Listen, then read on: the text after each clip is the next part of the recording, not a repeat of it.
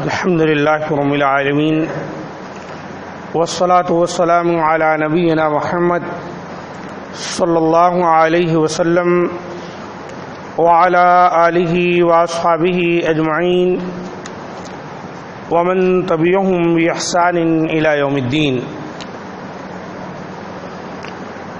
خرید و فروخت کے آداب و احکام، اس پر تسلسل کے ساتھ گفتگو ہو رہی ہے۔ آج اس سلسلے کی یہ 5ویں نشست ہے، یعنی پارٹ نمبر 5۔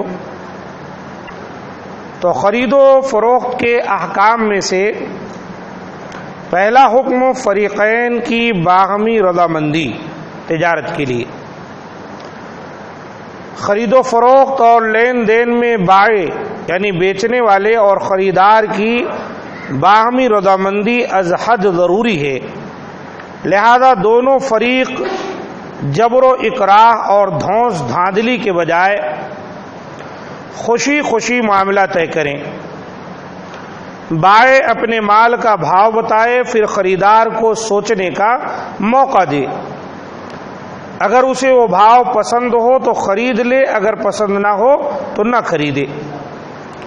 اللہ تعالی کا فرمان ہے: اعوذ باللہ السمیع العلیم من الشیطان الرجیم، یا ایھا الذین آمنوا لا تأکلوا اموالکم بینکم بالباطل الا ان تکون تجارۃ عن تراض منکم۔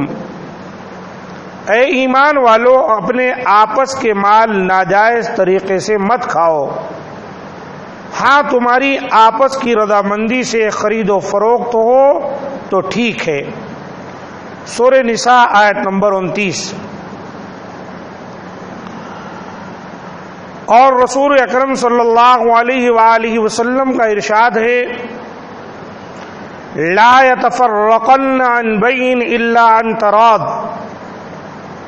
بائع یعنی بیچنے والا اور خریدار اور رضامندی کی حالت میں ہی کسی چیز کی بیع سے جدا ہوں۔ جامع ترمذی کی حدیث ہے 1284، وصححہ الالبانی۔ خرید و فروخت کے احکام میں سے دوسرا حکم شرح منافع کیا ہونی چاہیے، یعنی ہم کسی مال کے اندر تجارت کر کے کتنا منافع کما سکتے ہیں۔ اسلام میں شرح منافع کی تحدید نہیں کی گئی ہے، اور اسے محنت و مزدوری، اخراجات، بار برداری اور لاگت وغیرہ پر چھوڑ دیا گیا ہے، کیونکہ ہر کاروبار میں یہ چیزیں ایک جیسی نہیں بلکہ کم و بیش ہوتی ہیں۔ تاہم ایسا بھی نہیں کہ اس معاملے میں شریعت نے کاروباری حضرات کو بالکل ہی آزاد چھوڑ دیا ہو، بلکہ اس نے کچھ اصول متعین کر دیے ہیں جن کی روشنی میں منافع کی شرح کا فیصلہ کیا جا سکتا ہے۔ ان میں سب سے اہم اصول یہ ہے کہ کاروباری حضرات ہر مسلمان کی خیر خواہی کریں اور اپنی مصلحت کے ساتھ ساتھ مسلمانوں کی مصلحت کا بھی خیال رکھیں، اور اپنے فائدے کے ساتھ ساتھ عامت الناس کا بھی فائدہ سوچیں۔ نہ وہ اپنا نقصان کریں نہ ہی گاہکوں کا نقصان برداشت کریں۔ کسی بھی چیز کی لاگت کو سامنے رکھتے ہوئے اس کا جائز نفع کمائیں، اور کوشش کریں کہ عام ضروریات تک پبلک کی رسائی آسان سے آسان تر ہو۔ اسی طرح دوسرا اصول یہ ہے کہ ہر شخص اپنے بھائی کے لیے وہی چیز پسند کرے جو اپنے لیے پسند کرتا ہے، اور ہر وہ چیز اس کے لیے ناپسند کرے جو اپنے لیے ناپسند کرتا ہے۔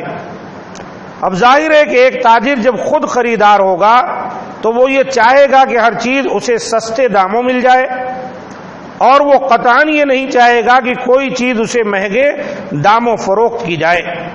لہذا جس طرح وہ اپنے لیے پسند کرتا ہے